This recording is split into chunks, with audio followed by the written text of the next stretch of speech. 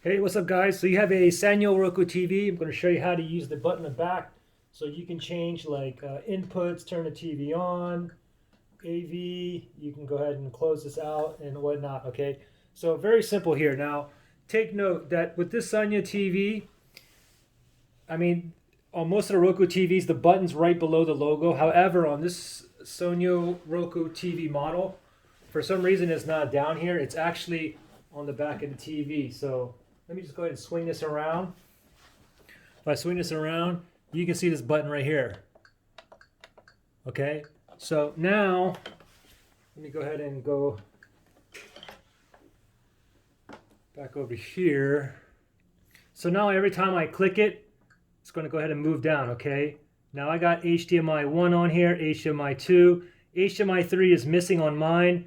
However, if you want it on there, all I got to do is just plug something into the HDMI 3 port, and then it's going to show up on here as well, okay? So if you want something like, let's just go back home, just go there and just wait a couple seconds, and it'll go ahead and do its thing. That's how you select it. So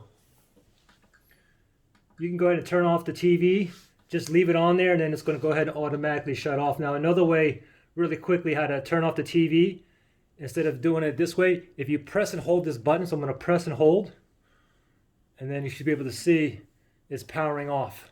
So you can see, and if you want to go ahead and turn it back on, just go ahead and tap that same button on the back, and there you go. Pretty simple.